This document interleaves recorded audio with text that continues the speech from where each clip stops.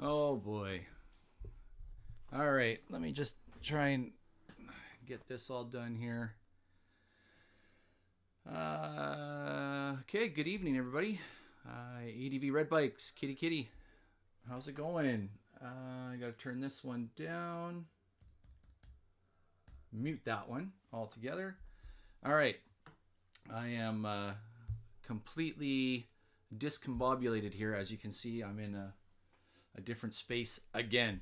I'm in the Critters Carpentry office because the Critter Den is full of stuff.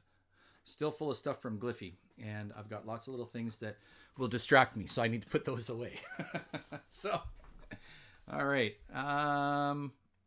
Look at that banner. Yeah, ain't that something? Yeah, it's pretty awesome. I wanted to get everything up better for you guys, but I ran out of time. I worked and then had to pick him up from school, and then had to go to the hearing guy, and then come home and make dinner. And yeah, I'm making excuses. I'm a lazy piece of dung. Anyways, cheers, everybody's. I'm gonna have a little Wave Chaser West Coast Pale Ale from Red Truck. Not sponsored, but I am an ambassador. Cheers, everybody. Okay, let's see. What do we got here? Corey's here. Kitty Kitty's here. ADV Red Bike's here. That's awesome. I unfortunately cannot see you on my main display because I can never figure this out. This is when Matt chimes in with get Streamlabs. Or whatever he says, StreamYard. Why can I not get it to that one? I am so disappointed. Try this button. Nope.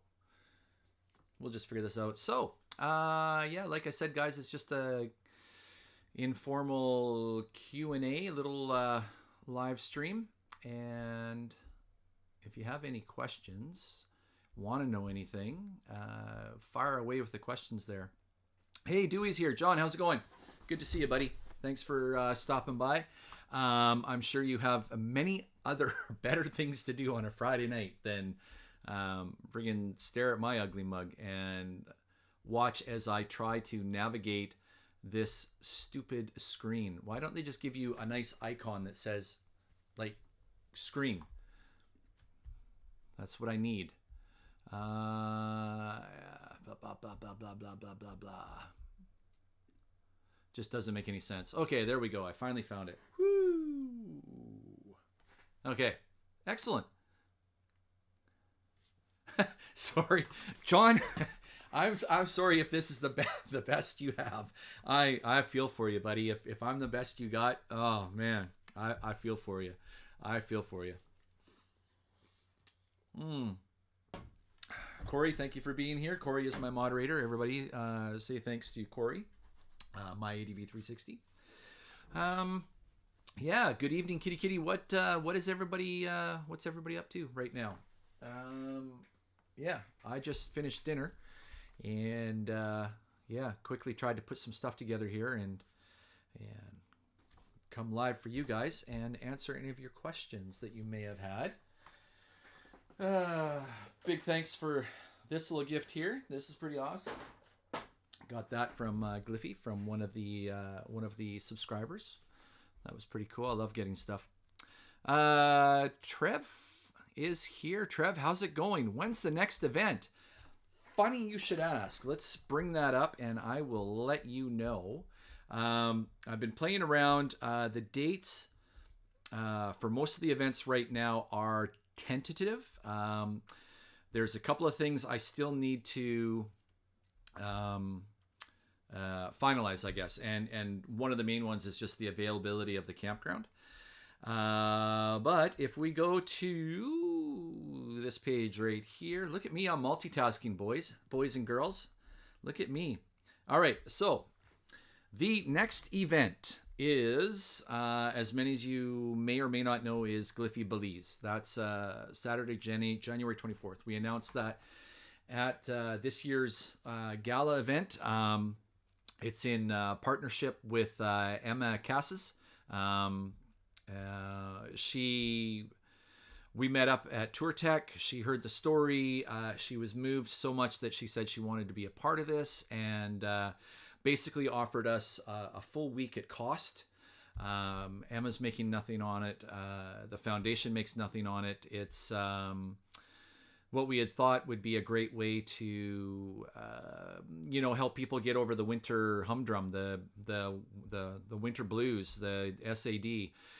But yeah, that's the January 24th. Unfortunately, it's looking like, as awesome of a trip as it is and would be, I completely understand and I completely get it. Times are tough for everybody right now. And, the Gliffy Belize runs in at about 5,000 Canadian. And granted, that's your bike and everything. It's not your airfare to Belize, but it's everything else you need while you're there. I get it. That's a lot to come up with. So it really is. It's one of those things. You never know if it's going to work. You throw it at the wall, and if it sticks, great. And if it doesn't, then you try something else. So like I mentioned, Emma was moved by what we're doing with the foundation and the lives that we're touching and changing. And she just was adamant that she wanted to be a part of it, needed to be a part of it. And this is what she came up with. And Dewey, Crash Pad. They're doing a whole bunch of renovations on there. Anybody interested, follow Crash Pad Belize on Instagram. That's the place that we'll be staying at should this event happen. Since announcing, we've had tons and tons and tons of interest. I've had many people email me and ask me the questions and the details. And unfortunately, like I said, when the wallet needs to be opened, we start to hear crickets, and I totally get it. I am not offended at all by it. I totally get it. It's just one of those things. Like I said, it was an opportunity. Let's throw it out there, and if it sticks, it sticks. If it doesn't, it doesn't. So that's the first event of 2026 that we have lined up. For those of you just tuning in, I'm answering Trevor's question about the upcoming events. Then this year, we tentatively have 4 local Gliffy Minis that happen in Nanaimo at the Living Forest Campground. They are a quick weekend event, a Friday, Saturday, and go home Sunday. You ride all day Saturday. Friday nights, we set up camp. Living Forest is, if you take the Horseshoe Bay to Parcha Bay ferry to Nanaimo, Living Forest Campground is not more than 15 minutes away from where the ferry docks. So you get in, and we set everything up. Check-in time is like 5:30 or something. So, you have all day Friday to get there if you needed. You could work Friday, then come. We then go to Bold Night, which is a restaurant, my favorite restaurant in town, the best place I feel to get a steak ever, or seafood. We head down there the Friday night, typically around 7:30. And what better way to start an event with a bunch of strangers than sitting around and enjoying a good meal, a good steak, good lobster. It works really, really good. Then Saturday we get up. After dinner we go back and have fires, because that time of year campfires are allowed. There's no burn ban typically. So we go back and have a campfire, sit around and talk. We spend all day Saturday exploring the backwoods around Nanaimo area. This year we worked up a partnership with Mosaic Forest Products, and they actually granted us access to all of their locked areas. We had keys. We were able to just get in there, and we had full reign of everywhere. We didn't have to feel bad about going around gates or going under gates or going through ditches or creating new roads. It was great. It worked out really, really well, and it's definitely a step in the right direction as far as back road enthusiasts working with the forest companies, rather than a lot of this us versus them, and a lot of they're the bad guys. It's more of let's work together and find a common ground, and that's what the foundation was able to do this year with Mosaic, and I'm pretty proud of that. There's been lots of other organizations that have tried and have not been successful. So anyways, we ride all day Saturday. We show you a bunch of sights and sounds. Then we go back Saturday evening. Did we do it after dinner? I think we did. I think we have dinner first.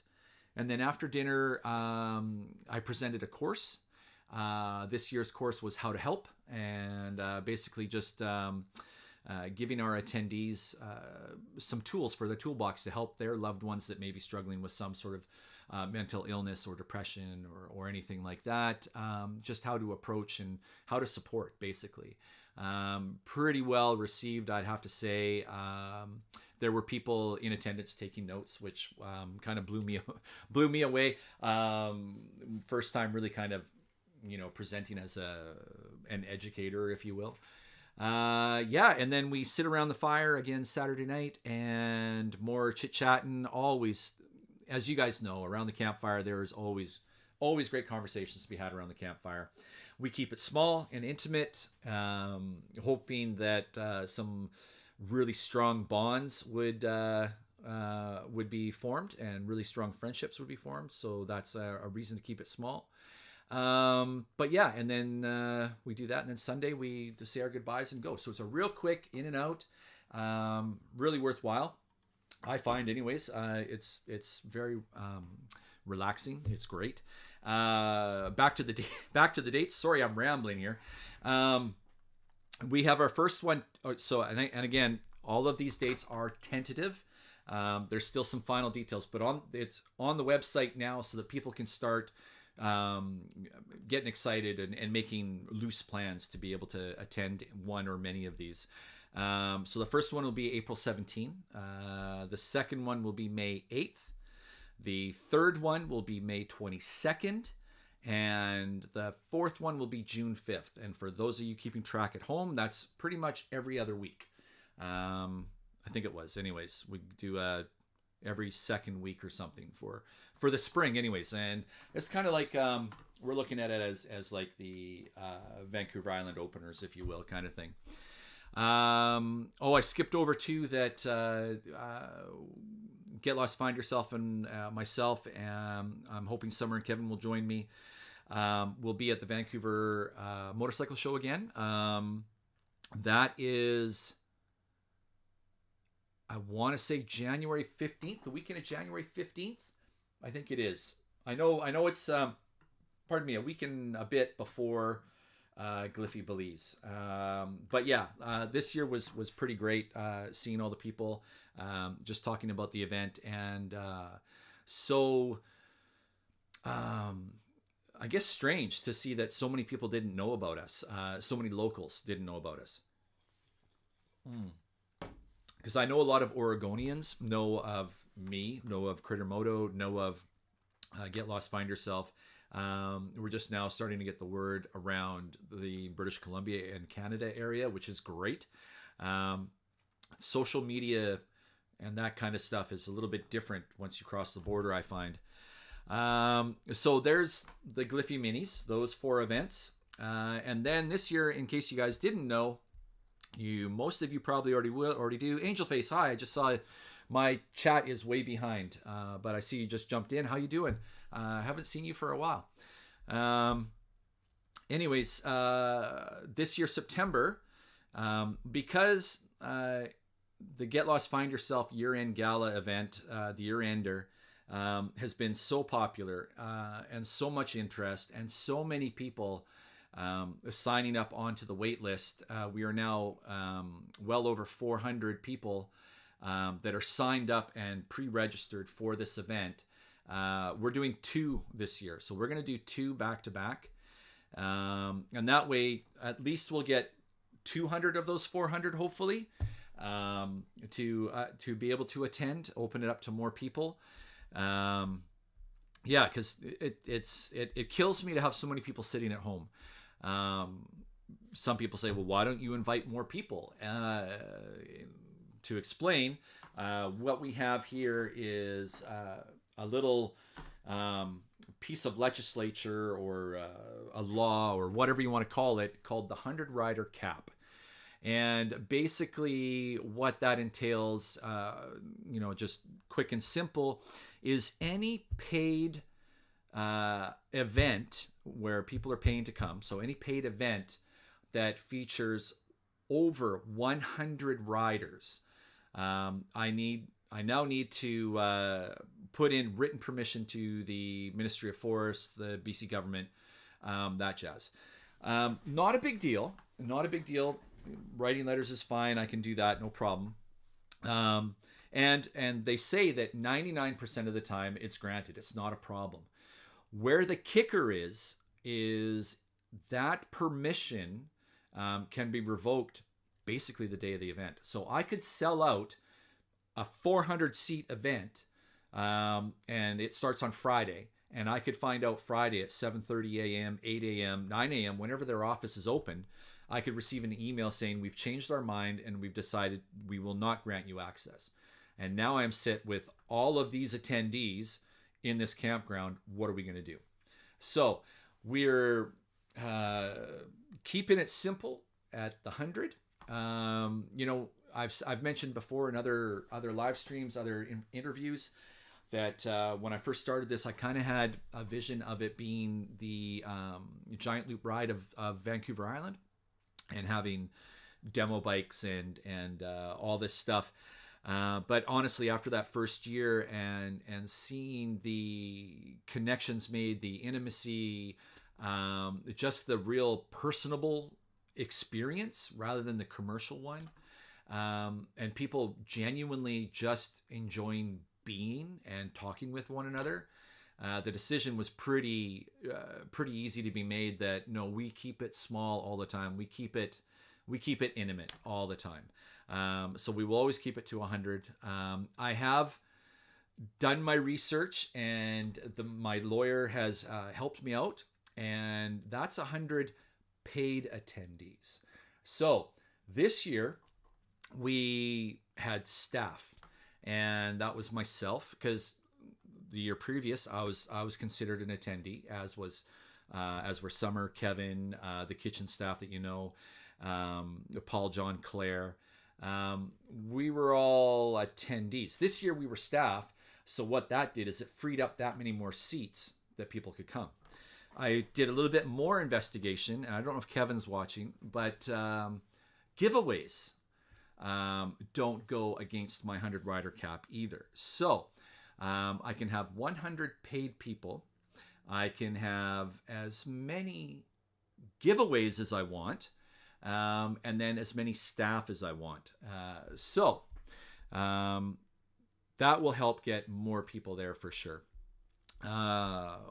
Just going to catch up on I've been rambling, and I saw chats. I got to, Kitty, thank you. Yeah, Belize is a beautiful art. Yeah, that's what I was hoping. I do understand it's a fair amount of dough. Once you do for us Canadians, because Emma gave me all of her costs in US dollars, and once you do the conversion, it's like any sales, then we will be regrettably forced to cancel and maybe look at next year. I don't know, because we can't pigeonhole that block of time from Emma, even though she's given it to us at cost and really wants to be part of this and really wants to support us. We also can't hog that block of time where she could get paid people like tomorrow type things. So she's holding off an entire week just for Gliffy crew, if you will. So yeah, it's just a matter of people getting in there. But like I said, it's costly. It was a very exciting dream. So I don't know. Angel Face, 100 staff. That's right. Yes, 100 staff. That is correct. It's funny you mentioned that, because it has been joked about. But the one thing too, if so far we haven't had anybody ever come by to check. with the North Island knowing and becoming more aware of what we're doing, and people on the island becoming more aware of what we're doing, that magnifying glass is definitely going to get bigger. So you say 100 staff. It's funny, but what we have to do for when I do the free giveaways, I have to have their name, registration, blah blah blah, all their name, their emails, then and they won, and let them know the date they won. And with the staff, they actually have to have a designation. So like Summer is cook, Paul is cook. So I actually have to, if I had 100 staff, I would have to have 100 designations and actual designations. So yeah, there's tricky things like that, and I'm very anal and adamant that we build this thing right. We are fully insured. We are fully licensed. Every I has been dotted. Every T has been crossed. We are like 100%, 150% legit. I know of other events that you can't really say that about them. They're great events. Don't get me wrong. They're just flying on a wing and a prayer. Really, if something, heaven forbid, ever should happen to go wrong, there's a lot of people that could get life-changing recourses from that. Anyways, let me see. Let me see. Angel Face, you've been riding all summer. That's awesome. Speaking of riding all summer, I've been trying to ride as much as I can. I was thinking about this as I was cooking dinner, and I don't know how many of you out there feel like you didn't do enough. At the end of the year sort of winds down, and you're like, man, I wish I had ridden more. Man, I wish I had camped more. And for me, again this year, it feels like I didn't ride enough. I'm very thankful and very fortunate for the ability to take the trips that I did. They were promo trips, mind you. So part of it was working. Part of it was filming for the channel. The working part was promoting the event and doing some presentations, things like that. I'm thankful that opportunity was there. But I think myself, like most of you, I think we would love to just, February 16th, load up the bike and not get off until October 15th. I don't know. That would be me anyways. I would absolutely love it. Let me see.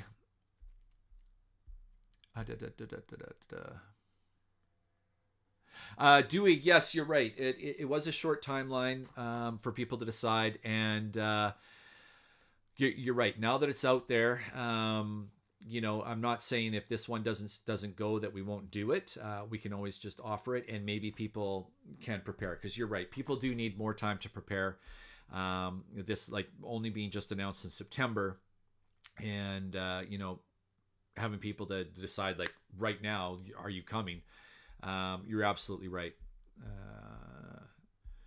I would have announced sooner, but there was a bunch of, like I said, doing everything by the book. There was a bunch of legalities that I needed to iron out and just be 100% sure of before we made the big announcement. And by the time we were ready to announce, we were only I think it was about a week and a half or 2 weeks away from the gala event, and we just thought, oh, this would be fun just to do at the gala. Let's just wait 2 more weeks and make the announcement. I don't know, but yes. Ride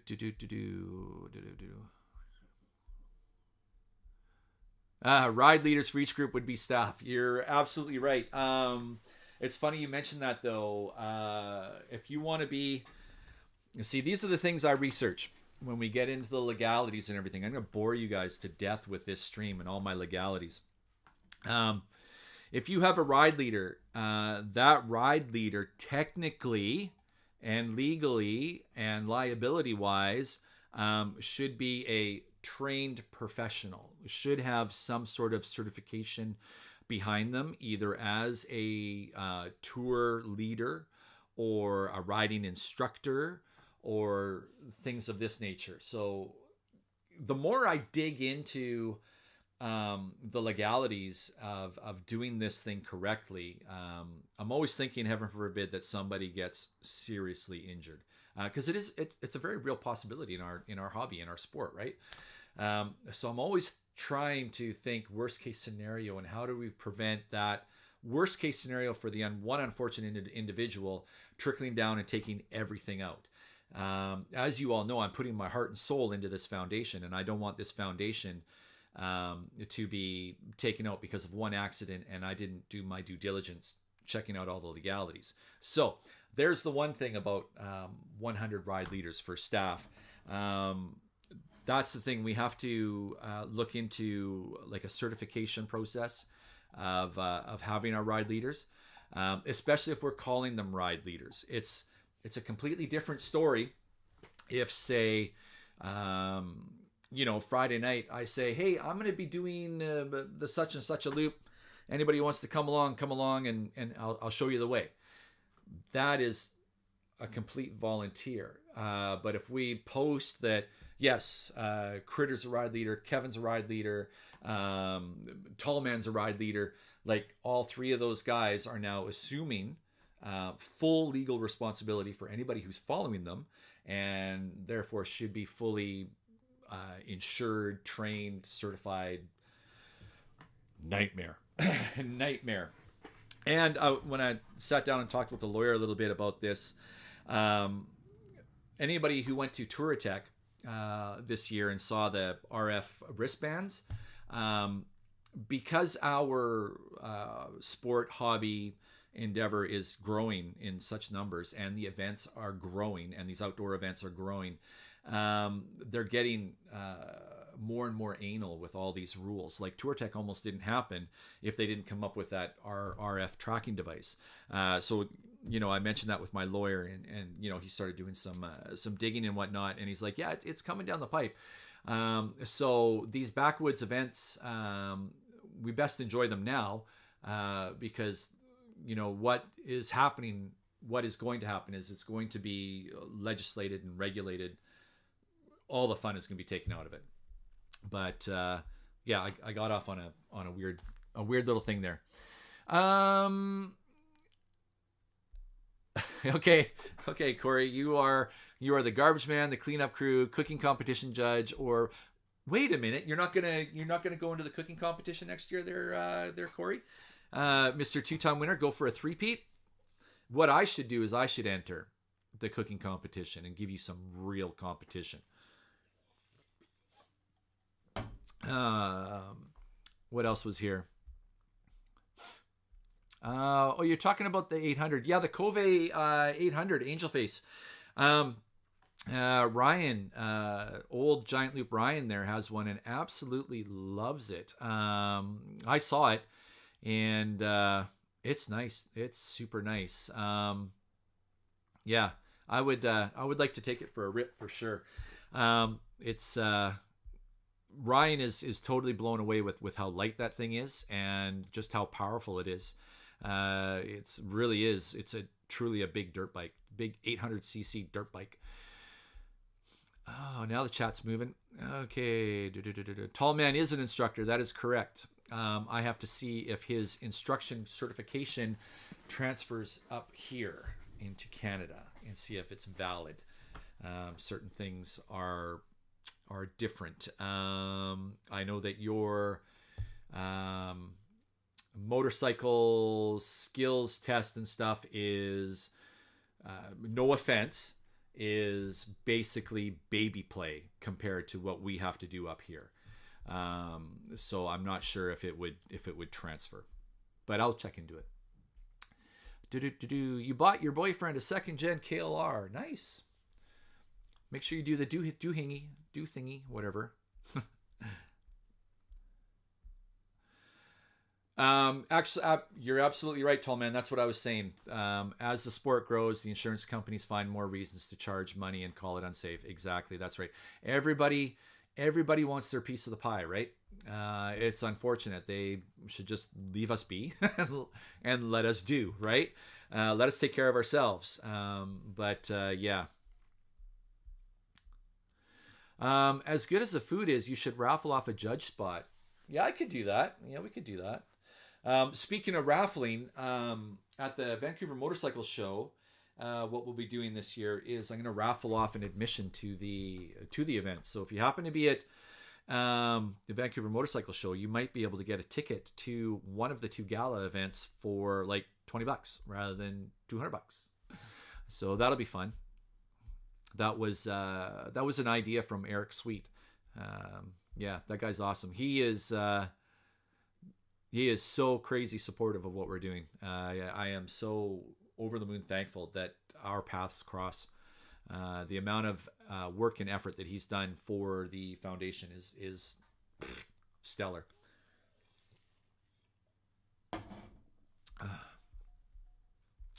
Let me see. Jump through whatever hoops they give you to be a certified rider. Okay, yeah. Yeah, Tall Man, the guys that rode with you had a lot of fun too. Like, and that's the thing. Like the ride leaders, not to. Yeah, I was gonna say, but no. Yeah, my brain is spinning out. I was gonna say ride leaders need to be really great people, and I'm just thinking, but hang on a second. Everybody that goes to Gliffy is a really great person. So yeah, we don't have that issue. That is something that's been just totally. I'm super thankful and super blown away by because I've gone to many events and there's always those guys, and gals. There's always those gals too. The ones with the ego, the ones that are so hardcore. I'm hardcore, and I can ride this, or you're just too slow, or they bitch because they're stuck with a slower person or whatever. I'm happy to say we don't find that at Gliffy.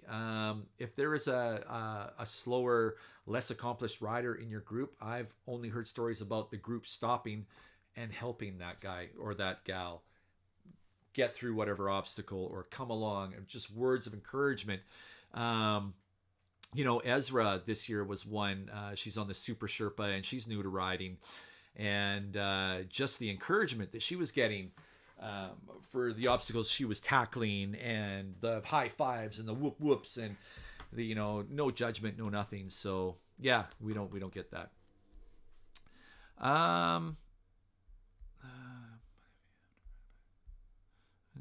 And surety, and give them comfortable out of not doing something. Yes, whatever that means. Your English lost me there, Matt. Let me see what else. What do we got here? 1080.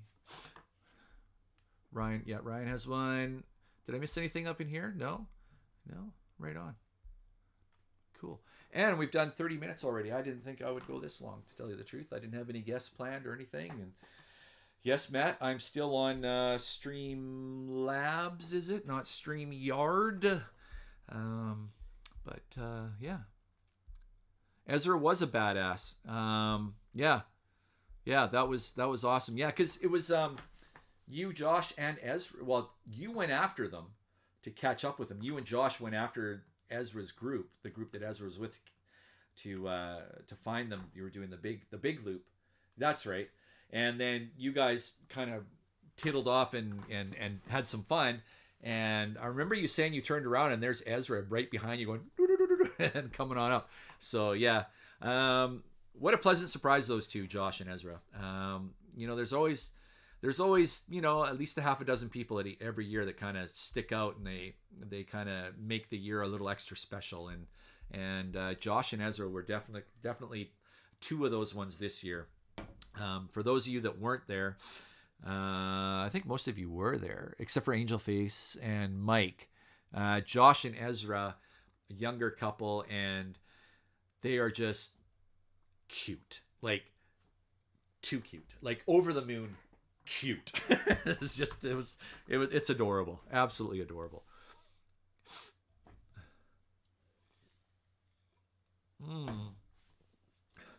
You might let go of your 230L.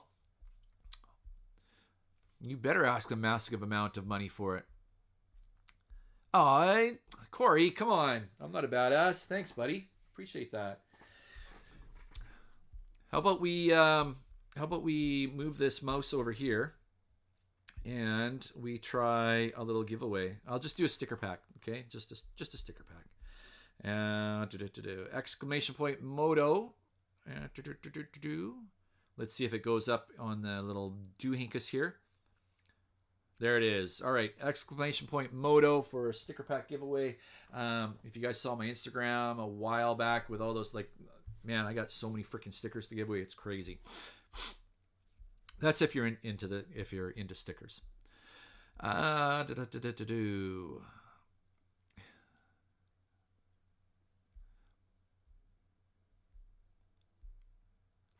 Okay. Oh yeah, Angel, you're finding everybody's channels. That's what's going on there. Okay, you guys got some tickets going. Cool. It's awesome. It's awesome. All right. So what else? What else can we talk about? Let me see. What else? Favorite trip? You guys that are in the chat, what was your favorite trip this year? Like, and your trip could be even a weekend camp trip or an overnighter camp trip. Throw it down there and let's discuss. I'll start with mine because I did Tour Tech, I did Giant Loop, I did Horizons Unlimited. I didn't do any locals this year, any local motorcycle trips, like camp trips. Yeah. So, and Gliffy doesn't count. But let me see. Out of those three, what was my favorite? Well, they're all good for different reasons. Like, pardon me, the Giant Loop was a lot of fun because I went down with Dave, Hobo Gear, and that was Dave's first ever long distance motorcycle camping trip, touring thing that we did, and it was really cool for me to basically, what year are we? 2025. So yeah, 3 years to basically look at how excited I was through his eyes 3 years ago. I kind of relived the whole thing, and we actually going down, we retraced the same route that I did the very first time I went down, and yeah, he was blown away. So that was a really great trip to see it for that reason. That trip for that reason. Tour Tech was a lot of fun because I got to hang out with the crew. I got to hang out with the Tall Man Mafia, and you know, we all know the Tall Man Mafia is a great group of people, except for that Matt guy. He's kind of a dick, but you know, the Tall Man Mafia crew, all those guys, Stan, Corey, Matt, Kirk, Mike. I mean, that was a lot of fun doing that. And then Horizons Unlimited was something that I've not done ever before, and that was fun for a completely different reason. I didn't really ride much that weekend, but because the wanderlust is in me so strong, and I follow so many of these world travelers and stuff, to go and see these people's presentations and listen to their stories and pick their brain and meet these people in person, it was really cool. A really cool event that way. Let me see. Moppin was pretty freaking awesome. So yeah, I got to get to Moppin. Gliffy counts for you, but it doesn't necessarily count for me because I'm working it. I'm working Gliffy. Gliffy goes by in a blink of an eye, and I felt really, really good about this year. That I think Summer, Kevin, and myself really, I think we really kicked it up a notch professionally, if you will. It felt a lot more polished, a lot more refined, a lot more legitimate, a lot more real. But Moppin, I remember us looking at Moppin. I would like to get to Moppin, but again, it's that damn currency exchange. Like, it would cost me a fortune to get down. Like, didn't I figure out it was like $300 or something? You know, and that for a guy trying to run a nonprofit, not working very much, that's a lot of freaking money. What else we got here? Oh, Kitty was at Moppin too? I didn't know that, Kitty. Wow, you're bebopping all over the place for a girl that doesn't ride. Look at you.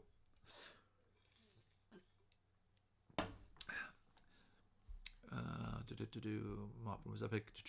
What else? It moved. I was trying to read. It moved. Soils. Yes, Pete. That was awesome. Thank you for saying Gliffy was the best trip ever. I'm glad you came and had a great time. And for those that you don't know, after Giant Loop, Pete was very generous and awesome enough to hook up with Dave and I, and he showed us a different way to get back home. And it was a really great wrap up to the Giant Loop trip. Spending some time with Pete, getting to know Pete a lot better. The fireside chat with Pete, just him and I. Yeah, it was definitely a special, treasured time, and I really enjoyed it. So thanks for that, Pete. Yes, Tall Man, of course we're using the Mafia name. Oh, did you get yelled at for not signing the waiver, Tall Man? I mean, Kevin's the only one that's not signed the waiver. Moppin is way closer than Tour Tech for me. You're absolutely correct, and I really like the terrain at Moppin. It looks absolutely gorgeous. It was just the ticket was expensive. I had already dropped money on Tour Tech, and then to double it up on another Moppin. So, I would have to, forced with the same decision again, I would have to choose one or the other. So, guys, Tour Tech or Moppin, which would be your preference? A couple there I see would say Moppin.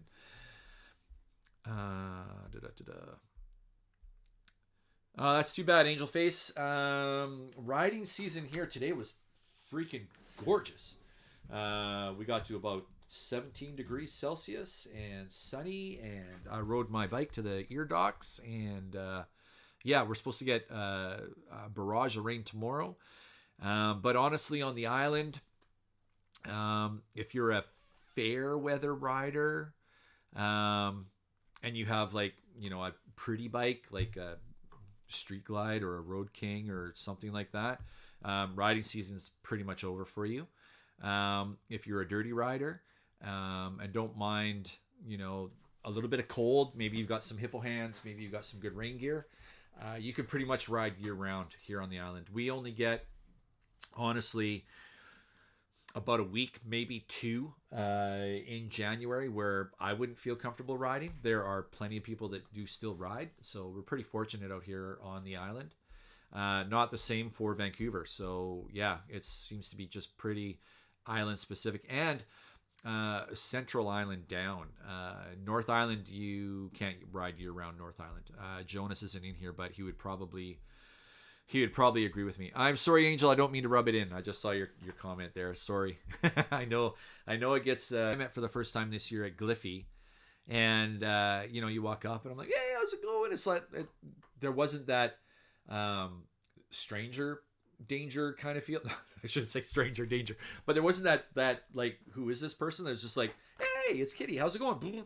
And it was just like so comfortable and easy, and well, because we've been chatting forever. So yeah, it's kind of neat how that happens. Tour Tech's too big for John there, for Dewey, so he would choose Moppin. Yeah, Dewey, I've done 2 Tour Techs now, and both were 1,600 plus. And, pardon me, where I notice the amount of people is when we're on the trails. And then you're just bumping into people all over the place. And that is pretty much my number one dislike about Tour Tech. I do enjoy Tour Tech, going to meet Mr. Extrovert here, going and enjoying meeting everybody. Actually, I found out I'm an octrovert, that new classification. I think that fits me better. But yeah, I like Tour Tech for the people, not so much for the riding. But yeah, I understand you. Beautiful riding there, diverse music. Yeah, I think that's the thing that appeals to me about Moppin is the diversity of it, because Tour Tech really, that area, it's really reminiscent of home for me. There's certain areas that are a little bit dirtier and not as rocky, not as chunky as what we have here, but it's pretty close to home. It feels familiar, if you will. What else we got?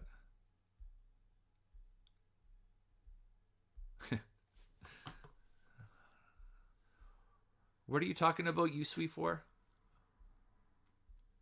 Oh, yeah, tall man. Yeah, we all know you hate giant loop.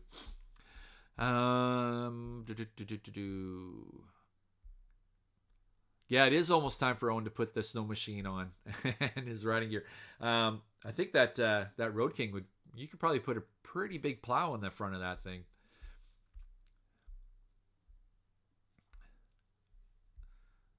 Have you not heard of the Octrovert yet, tall man?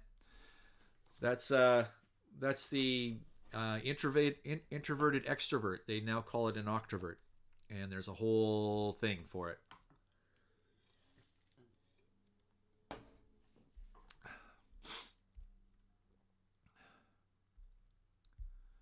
Who's sharing his Wi-Fi with a bunch of kiddos? Oh, did you guys lose me for a minute? Is that what happened? Possibly. I thought maybe if I came into the actual office where the internet is and hardwired in, that I wouldn't have a problem. But yeah, there's what do we got? 1, 2, 3, 5. There's like 7 people streaming here right now. So, or data using. Tall man, yeah. When I first came across that, I'm like, yeah, I think that is. I think that's good. I thought the Octrovert worked. Oh, guys, holy smokes! I'm doing a tall man thing here. The ticket giveaway's been going for like 47 minutes now. How about we close that draw and see? We'll see who wins. Okay, close entries right there.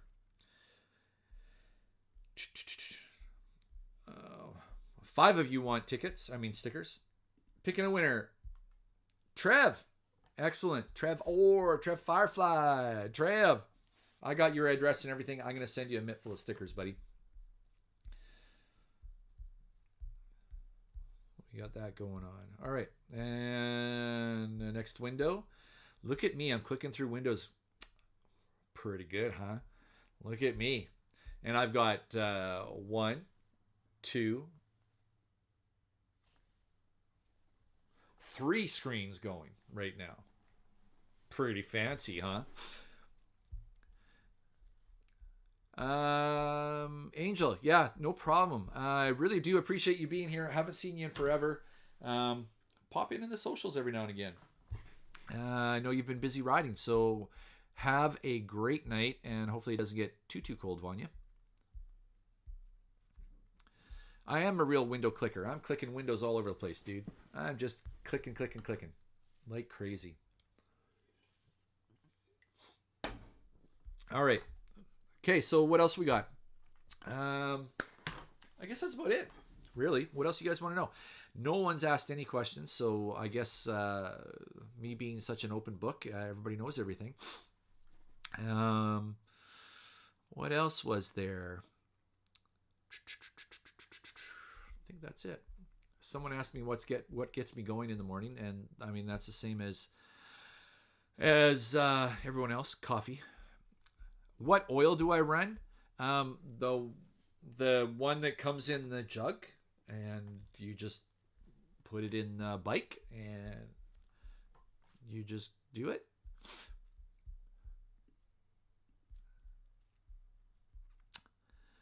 What's your DH? What? What is that? I don't even know what that means, Corey. I don't even know what that means.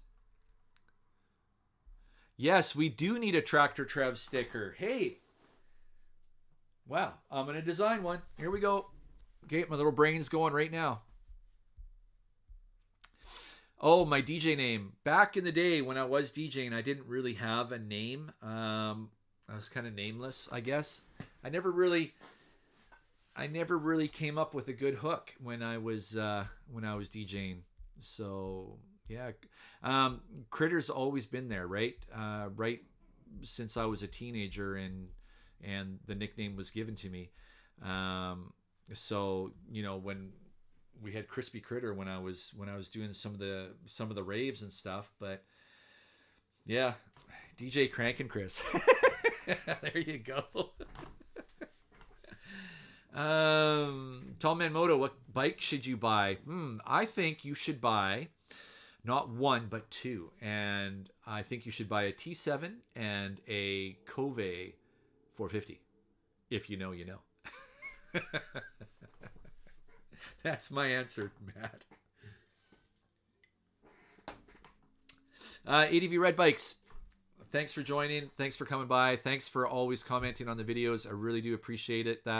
And I don't know if you're aware or not, but once you leave a comment, I mean, that really kicks the YouTube into full gear. So even just a simple good video, great video, all that stuff goes a long way. I really appreciate what you do. Thank you so much. Everybody go follow him on Instagram and on YouTube. Let me see. Oh, any Gliffy stuff in June? You think you're finally heading west this year? Well, yes, Tenny. We do have stuff in June, and that was early June. June 5th, roughly, is going to be the fourth Gliffy Mini. So what I would do, Tenny, is keep looking at the website from time to time, because those dates are tentative. I got to finalize a couple of things, and but yeah, just keep checking for final dates. I will do my best, make the promise now, to have all of those dates that appear on the website will be finalized and locked in by November 1st. Well, they have to be, because that's when tickets go available for all of the paid patrons and paid channel members. Tickets for the minis will become available to general public January 1st, and tickets for the 2 year-end galas will become available February 1st, 2026. You guys heard it here first. And tickets for Belize are available now. Let me see. The time is near. Are you buying it? Buying what? Is it a Forever Love? What are you talking about, Tom, man? I know you guys were talking about whiskey earlier. You been into the whiskey there, buddy? So everybody, Matt's going to be dropping a new video. His first adventure with the Sherpa trailer, the Sherpacks. Yeah, Sherpacks, the Kip Moto Sherpacks. And I really enjoyed the video. So if you're not a patron, maybe consider becoming a patron of his, and you'll be able to watch the video early like I did. It's really good. He did a really, really great job on it. Tall Man, cough, cough, Ibex. Will late May, early June be too early to cross the Rockies? Yeah, it's hit and miss there, Tenny. Some years you've been able to, and some years we've had snow right through till July. So it really is hit and miss. There are some lower passes you could take. You come down closer to the border, it's a little bit lower in elevation, typically a little bit better, but yeah, it is hit and miss, and I realize that's a tough time of year this spring to get to the island, especially if you're riding a bike.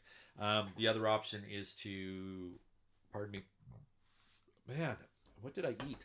The other option obviously would be to truck your bike, and you could always leave your truck here. But let me see. Forever or Forbidden, the better Lucy. What? Mike, do you take that back? You take that. How can you like kick a channel member off, the better Lucy. Lucy is an amazing motorcycle in her lane for what she does, and she does more than most. And the Ibex is still in the front yard there. We want to know if the Ibex is forever. Oh, you're yelling at me now. Well, I'm hoping. I'll be honest with you guys. I'm hoping. It's you know, after the Thanksgiver that we just did, and the pounding that I put it through, because now I by the time the Thanksgiver had come, I had already had so many. Well, I had almost 15,000 K on the bike, so I was really attuned to it, really used to it, really dialed into it. I knew what it was capable of. I knew how it performs. I know, you know, so once you get to that point with a motorcycle where it feels like an extension of your arm, you can really ride the snot out of it once you get comfortable. And for the Thanksgiver, it turned out to be one of those days. And there was 35 or 36 of us on the Thanksgiver. And it was funny because at the end, we all were feeling the same way. Like, it was the best day riding we've all had ever. It was just an amazing day. And the terrain that we had hit, the route that Summer and Kevin had picked out, was phenomenal. It had twisty and flowy. It had rooty. It had climbs. It had descents. It had some water crossings. It had cross ditches. It had overgrown. It had a creek bed. It had a gnarly downhill, bumpy, rocky creek bed thing. And man, it was just a freaking awesome day of riding. And that bike flew over everything. It didn't hesitate once. It didn't let me down once. It took all the crap and abuse I threw at it and wanted more, and was able to give me more. It was insane. And I'm getting used to power sliding on it now. You know, just it's basically double the horsepower of Lucy, but not double the weight. And you give her a crack on that throttle, and you know the rear tire wants to kick out on you. And power sliding's fun. It's kind of fun. And you know, and jumping over the drainage ditches now. With Lucy, I would do maybe 40% of them, and now on Ethel, I drop a gear and hammer it down, and the front tire lofts, and and away we go. I'm jumping all over the place. Yeah, it's quite the bike for sure, and it's going to be sad when it has to go back. Part of the agreement was that I would do. I had 10 video titles set up for it, and I've only shot one. So we'll see. It'll be nice if I could at least hang on to it to get another 9 videos done. We'll see what happens. Excuse? Question mark? Just dusted off the heated jacket tonight. Yeah, Jonas, it's cold up there, I bet, eh?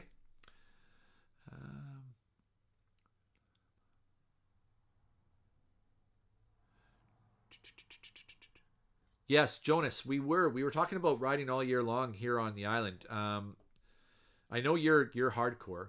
Do you ride all year long up island? I know up island gets a little more vicious than like say around here.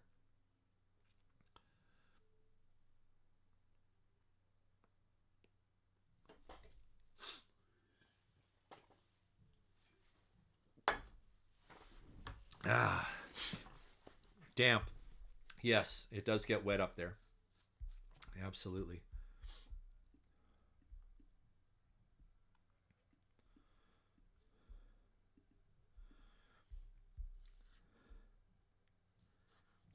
Yeah, Matt, I see that too. I see Jonas as a snow rider as well. I see Jonas as the type that's just like, fuck it, I'm going for a ride. Doesn't matter if the freaking Armageddon was happening. He's out there riding. That's why we love them so much.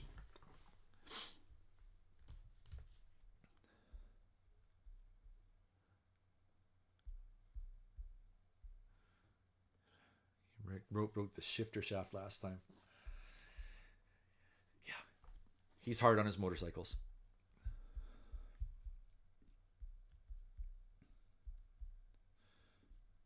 I'm closing windows. Oh, you haven't received the hippo hands yet? Either? Bummer. Bummer. I know Trev is the other winner of the hippo hands.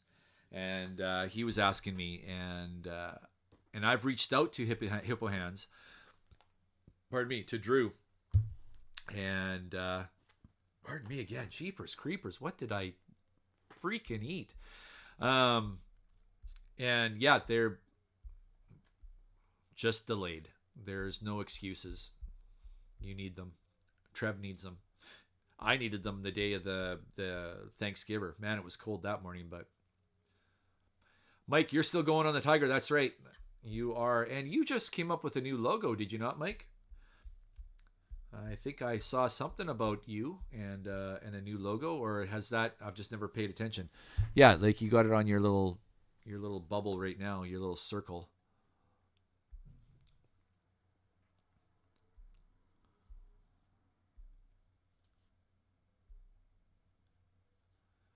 Oh no, Matt. Yeah, you like that shelter point stuff. You're just gonna have to come up to the old Canada land and get some. Go and visit Shelter Point yourself.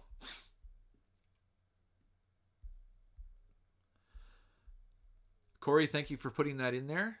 I appreciate you. You are the best. I do believe most of you that are in here are already patrons. Let me see. Yep. You guys all rock. So, hey, this is a patron stream now. Woo! There we go. All right. I've been going about an hour. If I were Matt, I would have gone to the bathroom about 3 times now. I don't have to go to the bathroom, though. I'm just wondering what's next on the table, or do we just do an early one tonight? I don't know. I got another one of these things sitting here. Hang on. Ready? There. How was that? Red Truck. Love it. This one's a good one too. The Wave Chaser. There we go. Wave Chaser. I like it. It's kind of refreshing. It's a pale ale, but I like it. You have to get through my beers. One more sticker pack, he says. Okay, well, let's do it. I'm game for suggestions. Absolutely. Okay, so we're going to complete that one.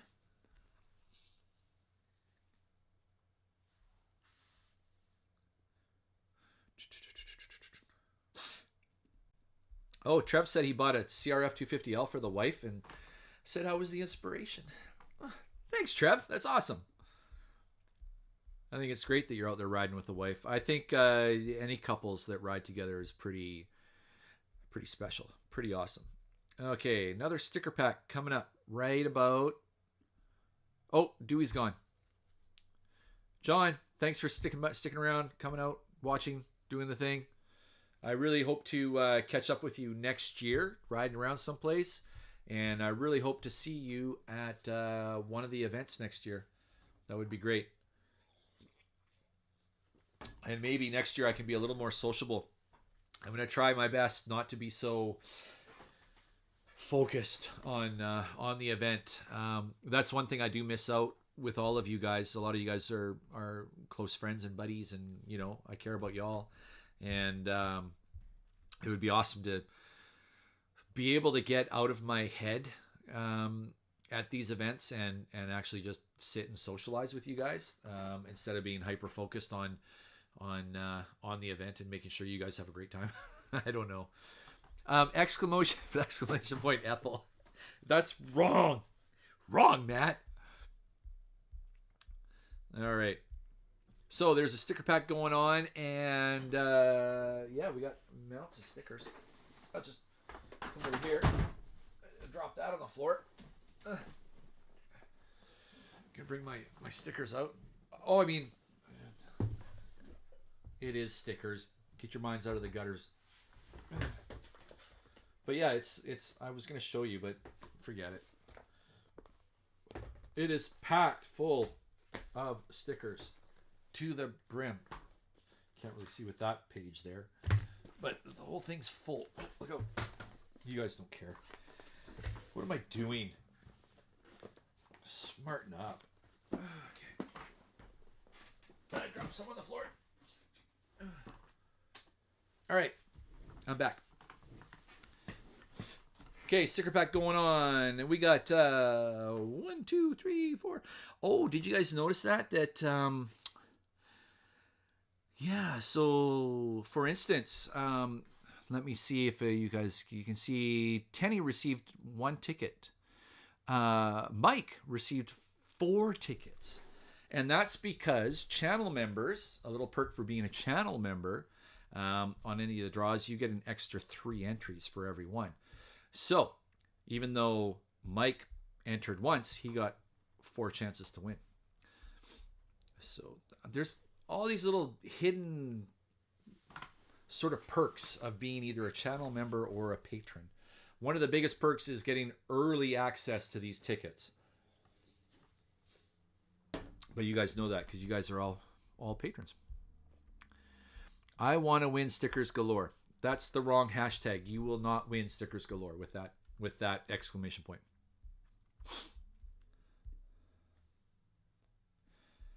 All right. Perks galore. I do need to get a little bit more active on the old Patreon, I think, with social media posts or just social posts in general and stuff like that. You guys I really do appreciate all the support. You guys just need to bear with me. I am struggling trying to maintain the business and the foundation and the family and everything. So there's all that going on. But yeah, I'm hoping that I can free up a little bit more time and do a little bit more patron and channel member content only, just as a added little perk, if you will. Sort of make you guys happy. You need more stickers for your shop door. Yes, you do, Jonas. Yes, you do. All right, let's close entries then. There's a few of you here, and we're gonna close entries right about. Dual Sport Duffer. Hey, you just chimed in. You've been here for a bit. How you doing? Good to see you. Am I still liking that Liat helmet? Question, short answer, yes. Long answer, why? It is super light. Like, it's the carbon fiber one. And now that I have a carbon fiber helmet, I'm often wondering, why didn't I get a carbon fiber helmet sooner? Especially wearing the camera, the camera on the chin, they're not crazy heavy, but after riding for 4 hours, 5 hours, that it adds up after a while. And you add the weight of the helmet and stuff. It's coming from the Arai. I'm a big Arai guy. Like, I love my Arai helmets. I really, really do. That one has the Arai beat hands down in weight. The Arai's, although stock isn't that heavy of a helmet, I found. But this one is just, it's featherweight compared to. I like the transitioning shield. I think you can. I'm not 100% sure if you can get one for Arai or not. I do like this one fits. The Arai was really good with my goggles. This one's great with goggles. They really put a lot of thought. I find with the Liat, They really put a lot of thought into the design, and it sounds like they listened to a lot of different styled riders, not just ADV riders, but a lot of different styled riders, what their favorites and their nitpicks were about helmets, and they sort of implemented all that into there. I don't find it, even though it's black, I don't find it overly hot. It tends to breathe really, really well, and super comfortable, super light, very, very cool. Thing about it, even though the peak looks like it's fairly high and fairly long, I don't know how they did it. I think maybe, I'm just looking at it now, I don't know if others do this. I don't know if you guys can see that or not, but there's the cutouts here where my fingers are coming through are like little wind dams, like channels, like almost canals, if you will. Anyways, what I'm getting at is I'll be screaming down the highway, 110, 120K, and I can look sideways, I can look up, well, up it'll catch, but I can look sideways, back to back, or side to side, and the wind doesn't grab this peak. I don't know how they did it. It's some kind of witchcraft magic something. But yeah, it's super aerodynamic. As aerodynamic as the Leat was. I know Tyler there, Everride, put out a video about peaked helmets, and he had I think he had an HJC in there. Where were some of the other ones? A Climb, whatever you want to pronounce it. He did 3 or 4, compared them all, and he came out and said any helmet with a peaked visor gets caught in the wind. And I chimed up and says, my Rai doesn't. What are you talking about? My XD4 doesn't. And this thing feels even more aerodynamic than the XD4 does. Yeah, so yes, very, very long answer to your question. Sorry about that. Let me see. Need to cover your cargo trailer. Yes, you do, Trev. We got to get you a whole smaggle of stickers on that thing. Last chance for a mitt full of stickers. Yes. Thanks for keeping me on track there, Corey. Corey's the best. He's got like 2 highly overly ADHD friends, and he keeps us in track all the time. Poor guy's busy. Just keeping track of Matt and I, keeping us in check. Let me see. Can you all up north get the helmets yet? Nothing in the States still. Actually, Mike, funny you mentioned that. We can't get them either. I got like probably the last one on the island. Got lucky with that, and lucky that it fit. The Leat stuff, it's kind of like, I kind of look at it like they went into this whole adventure realm, if you will, very cautiously, and kind of just testing their toes, because they're mountain bike, they're motocross stuff, right? The majority of their design have been developed around mountain bikes and motocross. So I think they just put one toe in with the adventure stuff, and I don't think they were really expecting the people to love it as much as we have, and that's why they're completely out of stock, and they can't keep up to demand. We can't get it up here either.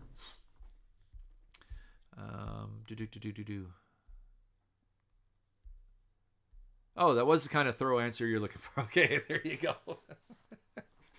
There you go. Get me talking about something and I never shut up. I'm an octrovert, right, Matt?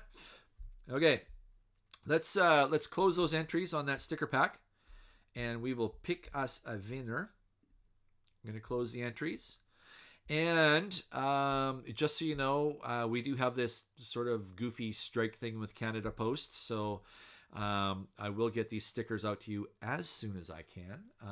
It just depends on when the postal workers decide to stop their revolving strike thingy they're doing. Like, some days we're getting mail, some days we're not. So it's kind of goofy. And we're going to pick a winner. The winner is, boom, Mr. Mike Ramsauer. Way to go, Mike. You got yourself a mitt full of stickers. How big's your mitt? You got pretty big mitts? I'll give you a big old mitt full of stickers. Pretty sure I have your address too there, my friend. You'll be in the data bank someplace, I'm sure.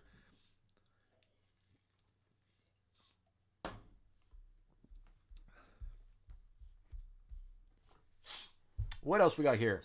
Let's see. Trev, you like your Shoeis, eh? Yeah. I was rocking Shoei for a great many years too. Great helmet. In fact, when the wife and I started riding together, we both got matching Shoeis with integrated comms.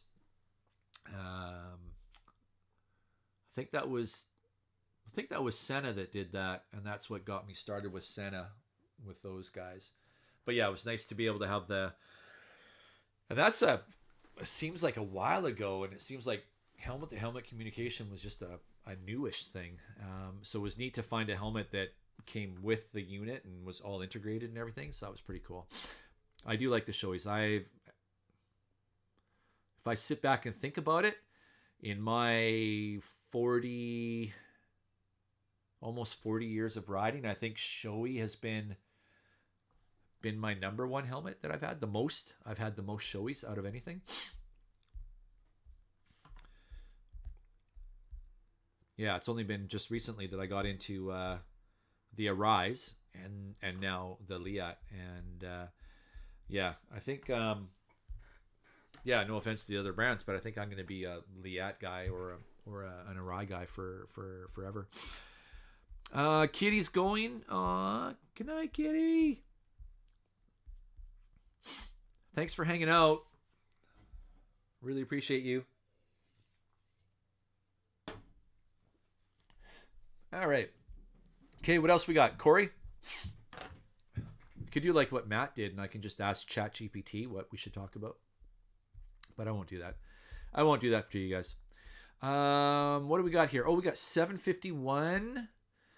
Could we stall this for another 9 minutes? I know that the Lions are playing. They start at 7:30, so I wonder how they're doing. For those that don't know, I'm kind of a football fan. I do like my football.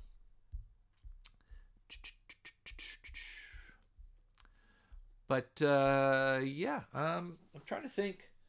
I did put it out there for questions from the general public. I know I got a couple.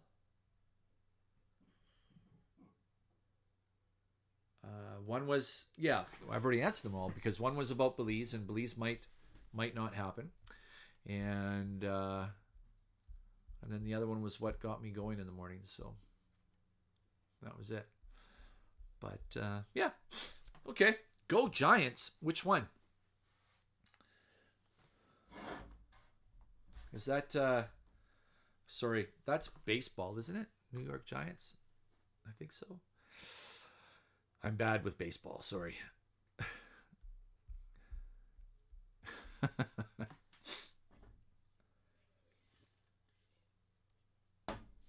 All right, guys. I think Blue Jays shit. Oh, okay. Yeah, Jonas. Hey, thanks for stopping in. Really appreciate it. Yeah, it's tough you being North Island, because I'd love to see you a lot more. I'd like to hang out a lot more. But yeah, go and get those youngsters to bed. Mine stay up just a little bit later on the Fridays, but I know what she's going to do. The youngest, Emma, she's going to be really quiet really quick, because she knows 8 o'clock is approaching and that's bedtime. So she's going to go and be quiet someplace and basically kind of try and sneak a little bit more time out. But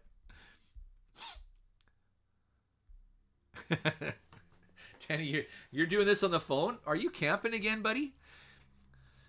This guy, he seems to be always watching the streams from a campsite. This guy's always out camping, it seems. I love it. I love it. Yeah, sorry, Mike. Quiet as a mouse to get by. That's right. That's right. She's a sneaky one, that one. She knows how to work it. She knows the system. Get Dad distracted, and then if I be quiet, Dad forgets.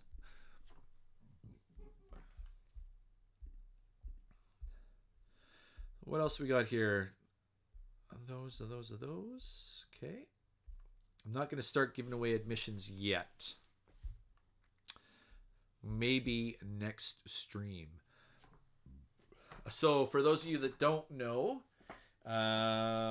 typically Ian does the first Friday, Motorcycles and Pancakes does the first Friday of the month, followed by Matt on the second Thursday of the month, followed by myself on the third Friday of the month, and then followed by Corey on the fourth Friday of the month. So Corey's live stream is next week.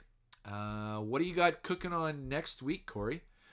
If you haven't seen one of Corey's streams, they're kind of fun because he actually sits down and cooks the meal right in front of you while he's doing the stream. Why does it look like I got a hole in my head? Right there.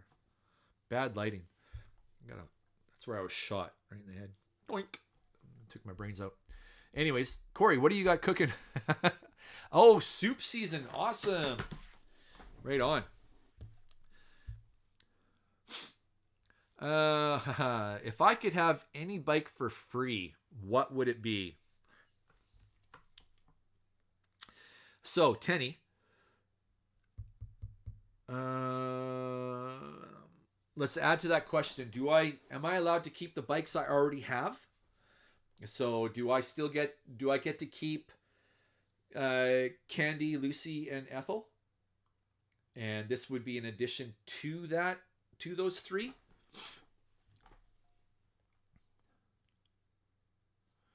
And yes, Tenny, do you mean me to do an old school camping video? I would love to do that.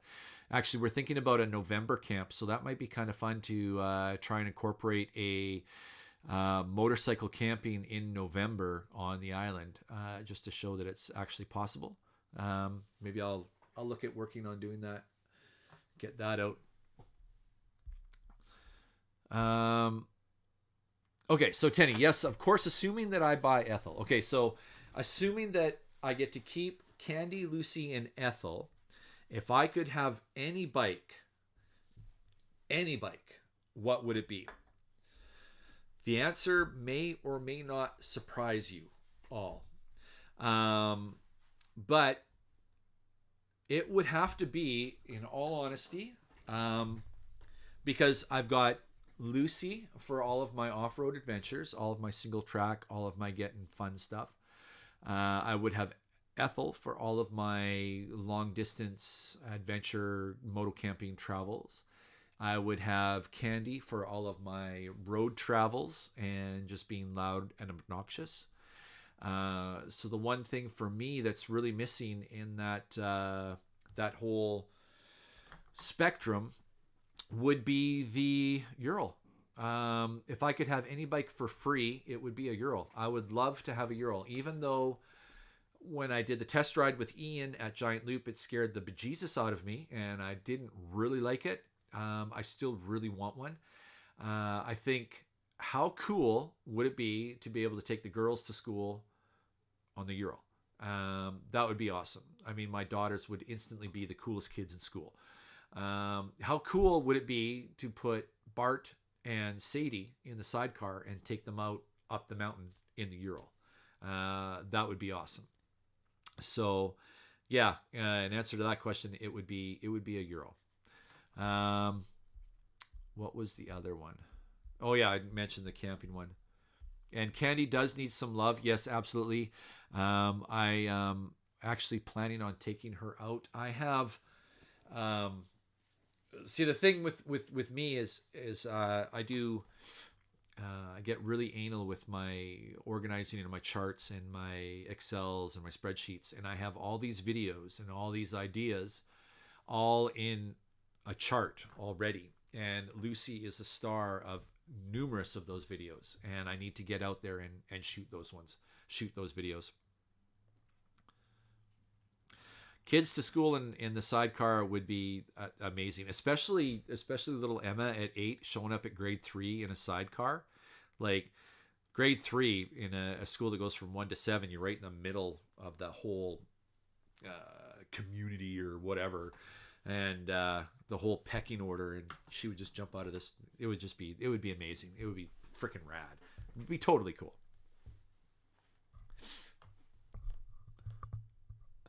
Yeah, Mike, those videos were something else. The thing, you guys all know that Ian's a real card, right? Like and the Ural, when you're riding the Ural, it's the opposite, almost the opposite of what you want it to do. So you want to go left, you got to turn right. It's just bizarre. And what doesn't help is Ian's taller than I am.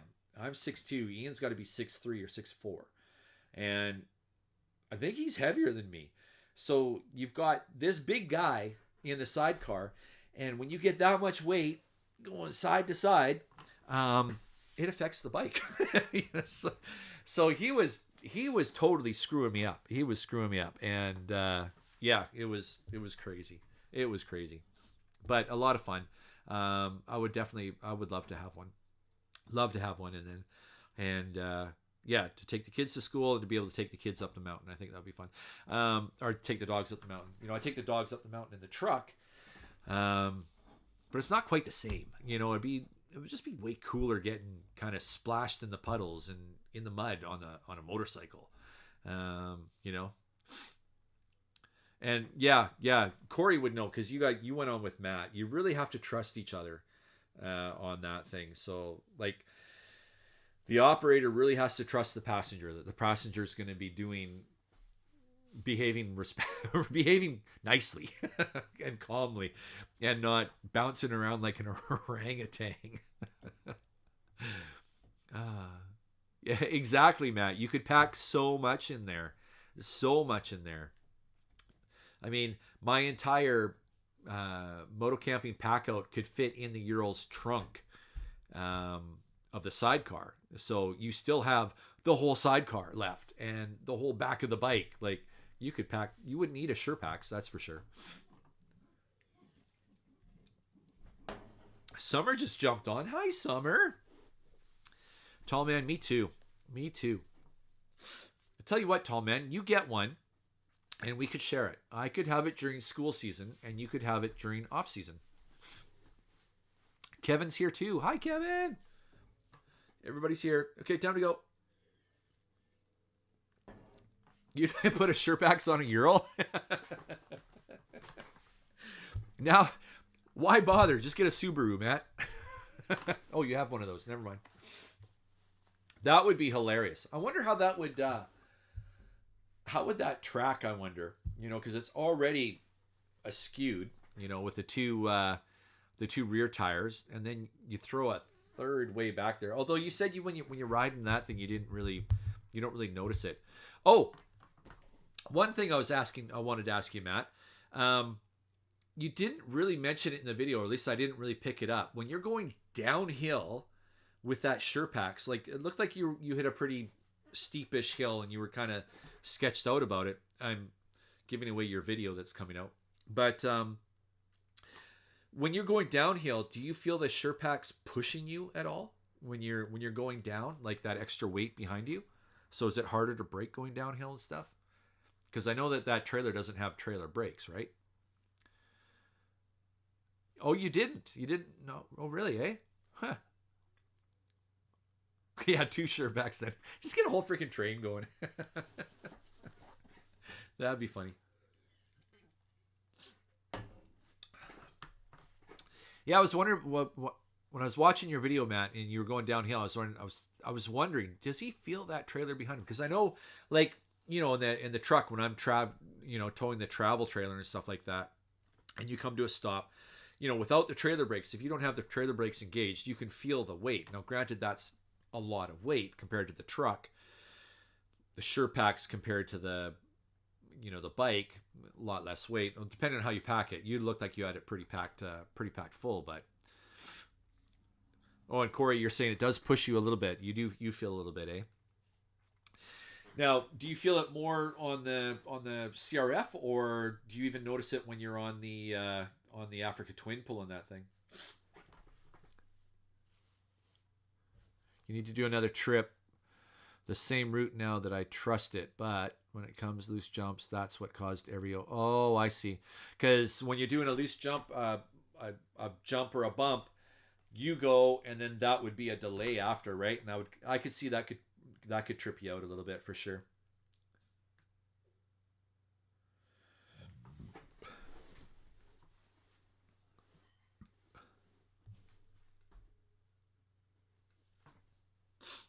Yeah, that Damon's a rock star. He puts everything on that Sherpax. It's insane. More noticeable on the 250L. Yeah, yeah. Damon does take his Sherpax on the single track. Damon is an anomaly. He's yeah. He should have a pro riding career. Like somebody should have snagged him up.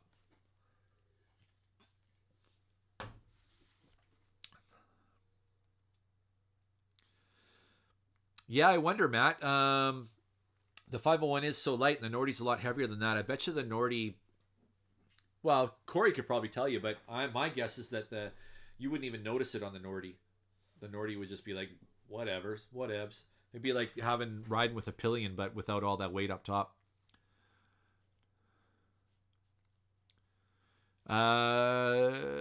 Tall man, yeah, he has the Sherpax on his 890. That's right. Damon has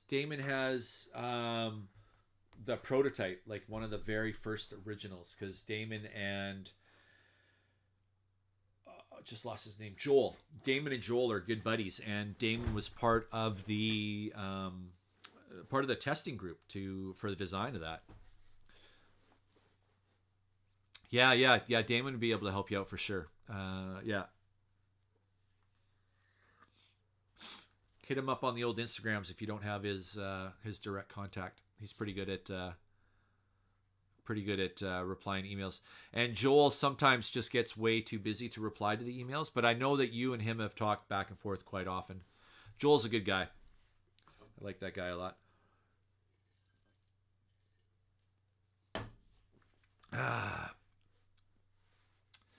So what do you say, guys? What were Summer and Kevin up to that they chimed in so late? That's strange. I wonder what they were doing. I bet you they were riding. Yep, I bet you they were riding.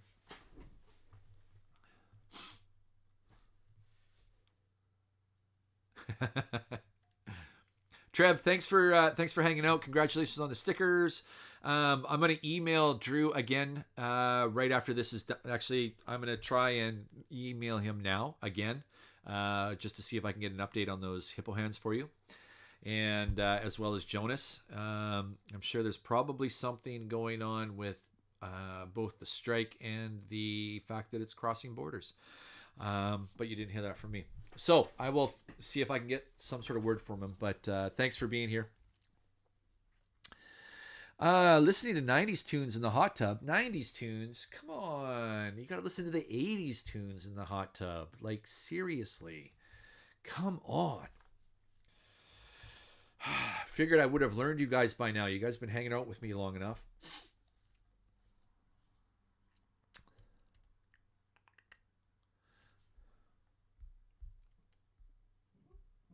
Oh yeah, and those of you that don't know, Summer's holding a hip night tomorrow night. So anybody who wants to come to the island and go to Summer's place, it's Tragically Hip Trivia tomorrow night, and everybody show up.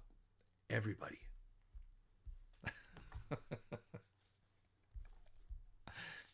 80s or bedroom vibes? Oh, I don't know. Well,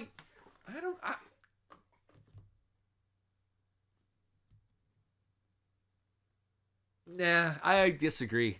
Disagree with that. The 80s aren't bedroom vibes.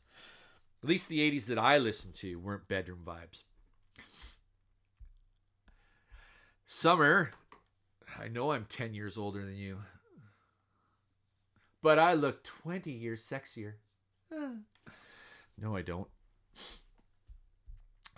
Hot tub time machine.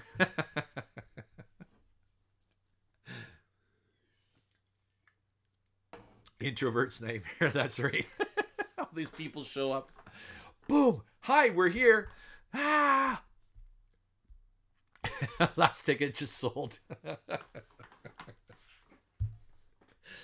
It's okay, you guys. None of these folks will come up. They're all stateside. Love making vibes. 90s music is love making? No.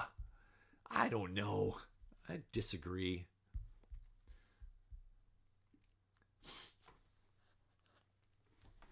Oh no, you said the 80s were. No, the 80s. No, the 80s like.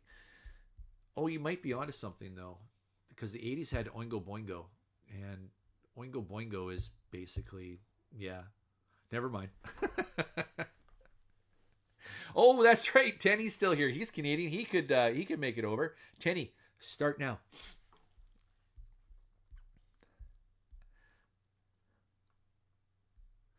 The beat of my heart is a drum, and it's lost, and it's looking for a rhythm like you. Who is that? Don't know. Don't know. I'm sure that's lyrics from something. From when was what's that?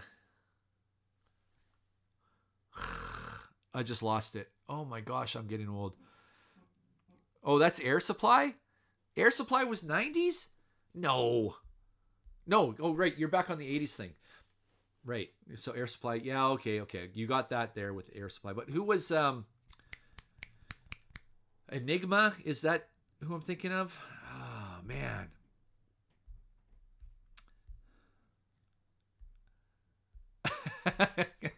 Danny. Check and plays. Summer, Kevin, sorry.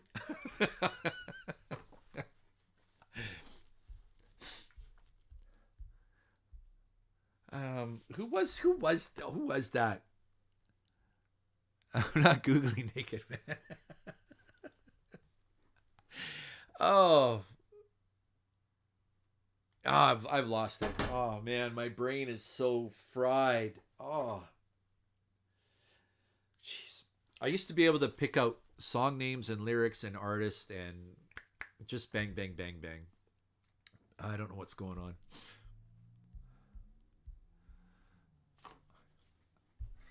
You're not Googling Naked Man? You're not Googling naked. Shouldn't there be a comma after naked? Like, I'm not Googling naked, man.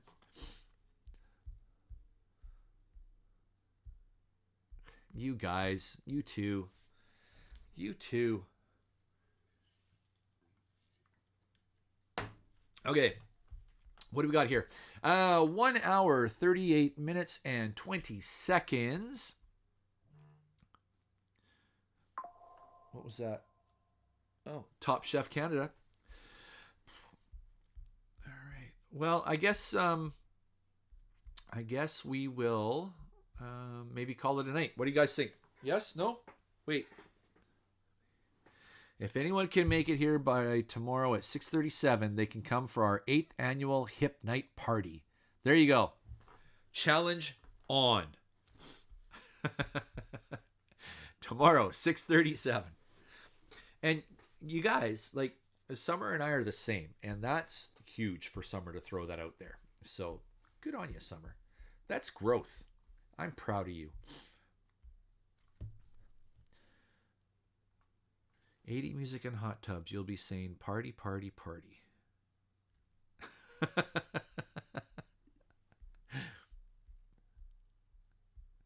Dude, I am not out of beer at all. I got freaking more here. I am never out of beer. Have you not seen my gut? I am a beer drinking fool. I know you always vote keep going. I'm appreciative that you're here. He only shows up Summer. Summer, that's exactly what I do. I do the same thing. Throw an offer out there, and in the back of my brain is going, please, nobody come, nobody come, nobody come. That's funny.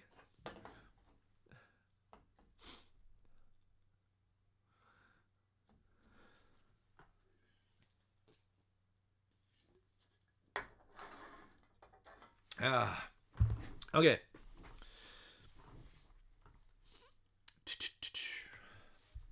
What else should we talk about? I don't know.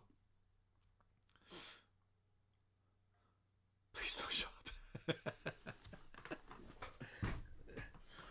Should we talk about how the piston in my chair is broken? Oh, the flight's too expensive. Damn it. That's too bad, Tenny. Tenny might have showed up and actually won. There's one guy that goes to these hip nights, and he's a he wins. He knows all the questions. I went to my very first hip night, and I thought I was a pretty good Tragically Hip fan. I thought I knew stuff, and man, I felt stupid. It was like, what? And this one guy, I forget his name, but this one guy is like, doof, doof, for every single freaking question. It was crazy. Crazy. But it's a good night either way. Good time.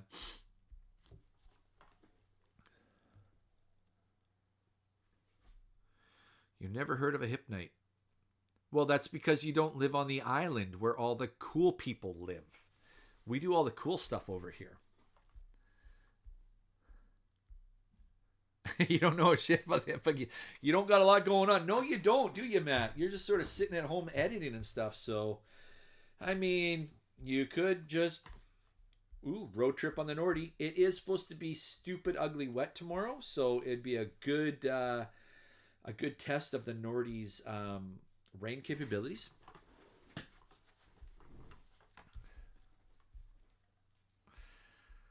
Cheesy night of dinner and hip trivia and hip music. It's a fun night. It's a great night. It's a lot of fun. I think I've done 2 now, and they're fun.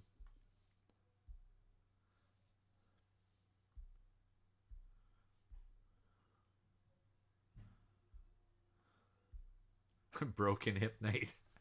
Corey, that's only for old guys like you and me.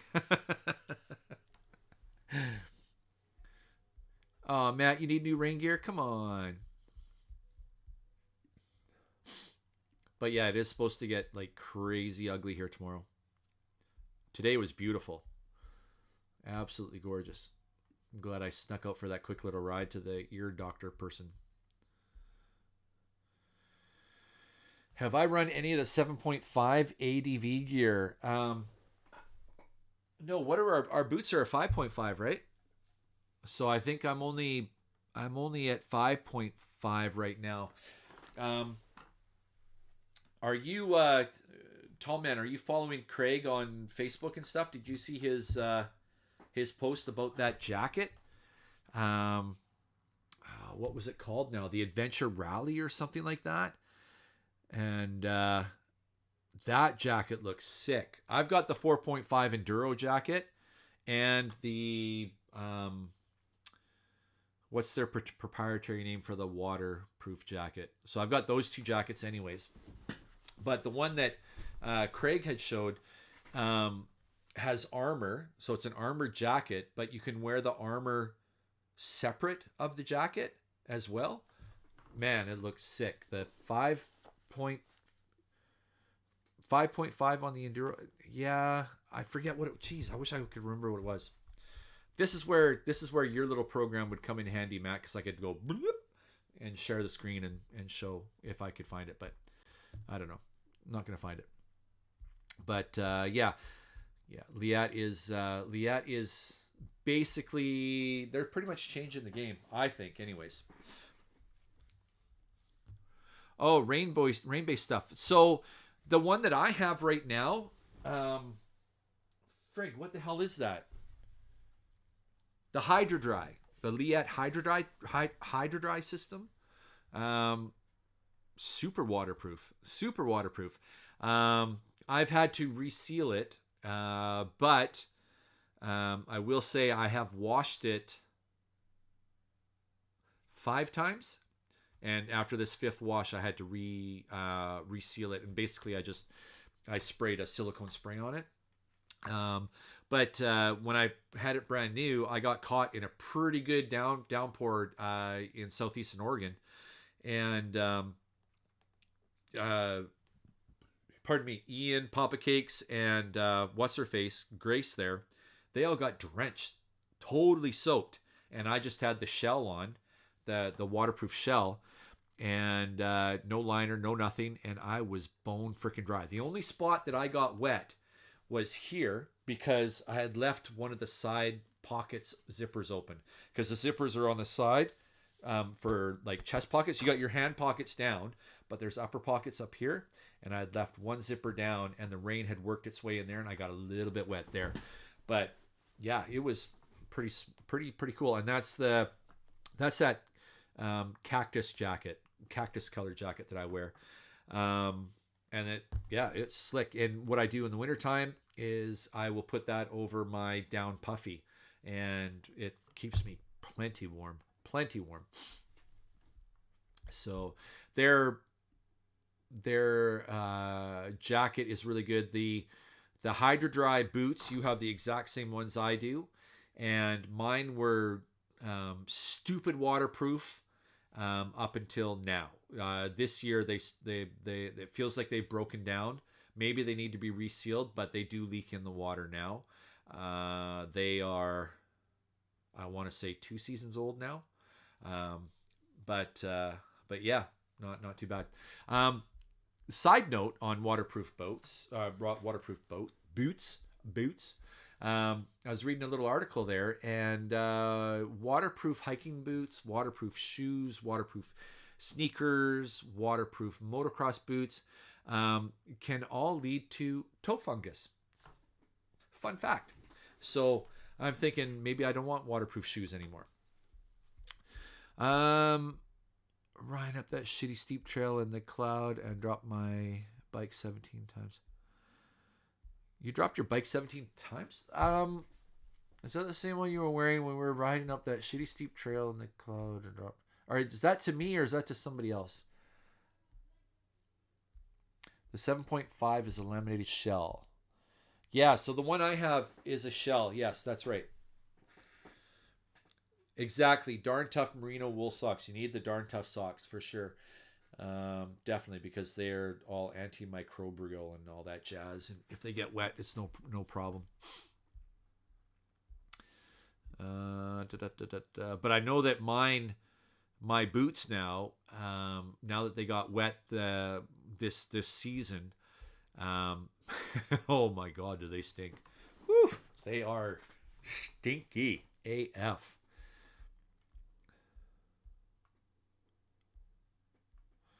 Essential for waterproof boats. I would agree with you, tall man. Absolutely.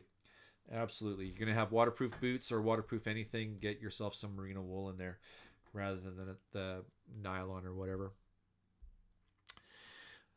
Oh, right. Yes, that's right. When we went up Mount Joan, you had to say Mount Joan, because I remember rides that way. I think I know Mount Joan. That was a fun ride, and yeah, that was the same. Did I get soaked that day? I can't remember, but that was a pretty wet day. I think I may have had a failure that time, and that was prior. That would have been prior my 5th wash and my sealing. So maybe they got 4 washes in them. That was a fun ride. We need to do that again.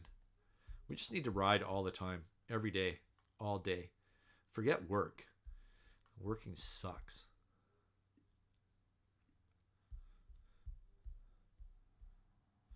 All right, my dudes. Hey, we've maintained a steady 12, sometimes 15. That's pretty good. That's okay. That's fun. That's cool. Nothing was waterproof at the end of the ride. No, you're right, Kevin. That was a true wet coast experience, that ride. That was pretty awesome. Tenny, thanks so much for being here. Appreciate you as always. Have a good night's sleep. Get some rest. And if it's nice tomorrow, get out there and ride. Go for a little ridey ride. And yeah, everyone else, I think I'm going to take Tenny's cue, and oh Jesus, oh, you guys ever get that? Oh oh my God, ouch, you guys ever get that? My freaking entire thigh. I just cramped right up. Holy smokes. I think I need to eat some bananas or something. Oh, God, that hurts. Okay. If I insist, I do insist, Tenny. Go ride. Go ride. Oh, my God. What the frig? Oh, okay. Old man cramps. Yes, old man cramps. Yes, absolutely. Okay, well, while I sit here and die and my leg spazzes out in excruciating pain, that is the weirdest freaking thing, guys. Weirdest thing. Oh, it's loosening up now. That's bizarre. But it's like that whole muscle is supposed to be this big and all of a sudden goes this big. It just pulls everything. Oh, man. Dehydration. Drink more water.